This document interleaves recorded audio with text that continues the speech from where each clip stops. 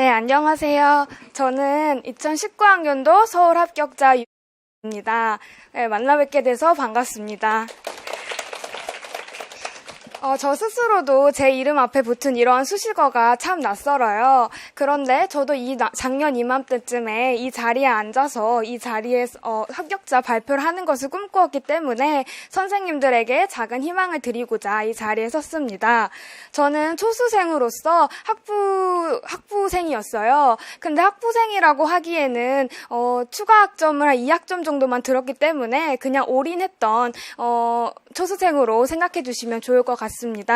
저는 공부 시간이 충분했기 때문에 합격 신화처럼 기적적인 이야기는 담지 못했어요. 다만 초수생으로서 많은 불안과 걱정을 갖고 있었던 제 솔직한 이야기를 들려드리고자 합니다. 자기소개는 이 정도로 하고 이제 일주일 동안에 제가 공부했던 루틴이에요. 그래서 월요일이랑 화요일에 경우에는 저기 벽에 아마 붙어 있을 건데 김현 교수님의 수업을 들었어요. 그래서 월요일과 화요일에는 집에 오면 수업을 듣고 오면 6시, 7시 정도가 되었기 때문에 더 이상의 교육학 공부는 하지 않고 전공을 보았습니다. 그리고 이제 수목금 같은 경우에는 아침에 2에서 3시간 정도는 암기를 하고 인출하는 시간을 가졌고요. 그리고 이제 토요일에는 전공 직강과 스터디를 하고 하루를 마무리를 했습니다. 전공 같은 경우에는 제가 월, 화, 수와 목금을 이렇게 나누어서 공부를 했어요. 그 이유는 월, 화, 수 동안은 강의한 지 2주 이상 된 내용을 복습을 하고 목금 동안은 강의했던 그 주의 내용을 복습하는 데 시간을 할애했습니다. 이제 구체적으로 제가 공부를 어떻게 했는지 말씀드리도록 할게요. 저는 교육학 공부에 있어서 가장 효과적이었던 2가지에 대해서 말씀드릴 거예요. 첫 번째로는 교육학 노트 정리를 하는 것이었습니다. 저는 개인적으로 노트 정리하는 걸 정말 끔찍하게도 싫어해요. 잘 하지도 못할 뿐만 아니라 하고 나서 잘 확인도 안 하기 때문이에요. 그런데 이제 제가 듣는 교육학 선생님의 경우에는 양 자체가 너무 방대하기 때문에 제가 이거를 정리하지 않으면 보지 않을 거라는 생각이 딱 들었어요. 그래서 저는 이렇게 포스트잇으로 교육학 정리 노트를 만들었습니다. 정리하는 방법은 다 아실 거라고 생각을 해서 구체적으로 다루진 않겠지만 이렇게 포스트잇으로 정리를 하면 좋은 점이 뭐냐면 해당되는 개념을 색깔별로 구체적으로 구조화시켜서 머릿속에 넣을 수 있다는 점이에요. 그리고 또한 나중에 되면 계속 수정해야 할 일이 생겨요. 그럴 때마다 떼고 붙이고 이렇게 편리하게 수정을 할 수 있다는 점이 가장 큰 장점이라고 생각합니다. 근데 이제 이게 색깔로만 기억을 하다 보면 기억은 안 나고 색깔만 기억을 나는 경우가 있어요. 그렇게 되면 이제 크게 당황하게 되는데 그럴 때일수록 더 많이 반복을 하는 것을 추천을 해드리고 싶습니다. 그리고 두 번째로 제가 말씀드리고 싶은 방법은 시간 제한 교육학 스터디를 하는 거예요. 저는 교육학 같은 경우에는 전공보다 재미가 없다고 생각했기 때문에 하루에 맨 뒤로 미루고 안 하고 내일 아침에 일어나서 하지 하고 또 안 하고 이렇게 되는 일이 계속 발생을 했어요. 그렇기 때문에 전화짝 스터디를 가장 공부할 시간이 많은 아침 시간에 2시간을 딱 정해놓고 외우고 인출하는 시간을 가졌습니다. 그렇게 정해놓은다면 뒤로 미룰 일도 없을 뿐만 아니라 정해진 시간 동안 최대한 밀도 있는 교육학 암기 시간을 잡을 수 있기 때문입니다. 그래서 이 과정을 계속 반복해서 교육학 같은 경우에는 높은 점수를 받을 수 있었습니다. 때문에 선생님들도 어떠한 공부 방법보다는 기존에 갖고 있는 자료를 최대한 많이 반복해서 내 걸로 만든다는 생각으로 공부를 하셨으면 좋겠습니다. 두 번째로 제가 말씀드리고자 하는 거는 전공에 대한 공부 방법이에요. 전공 같은 경우에는 많은 선생님들이 앞에서 많이 말씀해 주셨기 때문에 간단하게 짚고 넘어가도록 하겠습니다.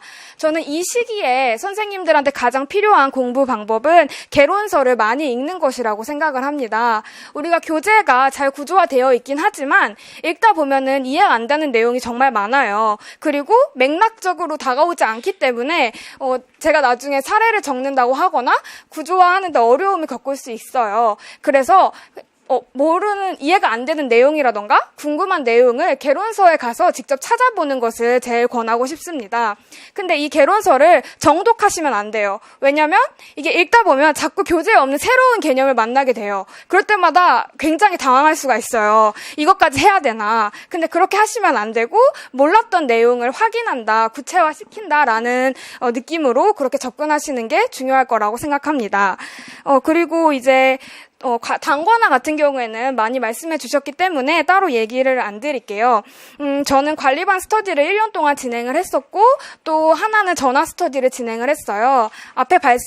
앞에서 발표하셨던 지은쌤하고 같이 전화 스터디를 했었거든요. 그러니까 관리반 스터디에 있어서는 해당 주의 내용을 복습을 하고, 전화 스터디에 있었던 내용에서는 2주 전에 수업했던 내용을 지속적으로 반복을 하는 것이었어요.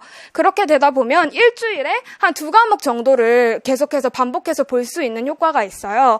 그래서 그렇게 하다 보면 그렇게 공부를 했었고요. 저는 이제 선생님들이 어디서부터 어디까지 전공을 암기해야 하는지 조금 어려우실 것 같아서 예시를 한번 가지고 왔습니다. 이제 이거는 가족 상담 부분인데요.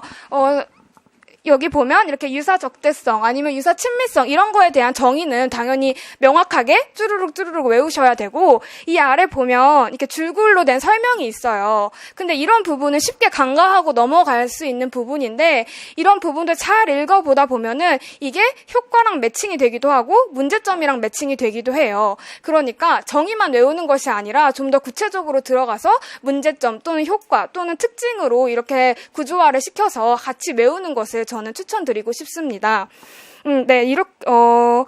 그래서 저는 이렇게 하는 공부 방식으로 한 시험 전까지 12회독을 했어요. 근데 이렇게 말로 들으면 12회독이 굉장히 많아 보이지만 선생님들도 이런 속도로, 지금 같은 속도로 11월까지 하시다 보면은 10회독은 충분히 넘으실 수가 있을 거예요. 그래서 이 정도로 암기를 하시다 보면 누가 옆에서 이렇게 툭 치기만 해도 정의가 쭈르륵 나오는 그러한 순간을 오게 돼요. 물론 이게 마지막까지 계속 지속되는 건 아니기 때문에 계속해서 업데이트는 해줘야 되겠지만, 가장 중요한 것은 반복 학습을 하는 거라고 말씀드리고 싶습니다. 다음으로는 제가 조금 이제 마지막 발표라서 특이점을 주고자 제가 갖고 있는 특성에 맞는 효과적이었던 공부 방법에 대해서 설명을 드리려고 해요. 저는 가늘고 긴 집중력을 가졌어요. 가늘다는 거는 앉아있는 시간은 길지만 효율성이 정말 떨어진다는 얘기예요. 그래서 앉아서 자꾸 딴 생각을 할 때가 많았기 때문에 제가 활용했던 방법은 스탑워치를 2개를 사용하는 것이었어요. 하나는 총 공부 시간을 재고, 하나는 지금 제가 해야 되는 과제에 맞는 시간을 재는 거였어요. 카운트다운으로 3시간 한정을 한다던가 2시간 한정으로 이렇게 시간을 동시에 재는 거였습니다. 이렇게 하게 되면 굉장히 밀도 있는 공부가 가능해질 뿐만 아니라 내가 다 하지 못한 부분이 있다면 과감하게 넘겨버릴 수 있는 최소한의 그런 시간 제한을 두었다고 생각하시면 될 것 같습니다. 그리고 두 번째로는 이제 공부했던 시간을 저는 체크를 했어요. 이게 공부의 완성도를 체크한다기보다는 제가 하고 있는데 성취 동기를 좀 주기 위한 방법이었어요. 처음에는 9시간 정도를 목표로 했으나 지금 보시는 것 같이 한 반은 성공하고 반절은 실패했던 그런 월이었습니다. 근데 이제 집중력 자체도 많이 훈련을 하면 는다고 하잖아요. 그러니까 후반부로 갈수록 이렇게 많은 집중력이 높아지는 것을 저는 경험할 수 있었습니다. 그러니까 선생님들께서도 처음에 공부 시간이 너무 안 나온다고 낙담해하거나 좌절해하지 마시고 이것 언젠간 쌓이겠지 하는 심정으로 하루하루를 조금 버텨나가셨으면 좋겠습니다. 그리고 이건 좀 더 추가적으로 말씀드리는 건데, 저처럼 만약에 다른 생각이 많이 나서 공부하는데 힘드신 분들 같은 경우에는 딴 생각 노트를 작성하는 걸 좀 추천을 드려요.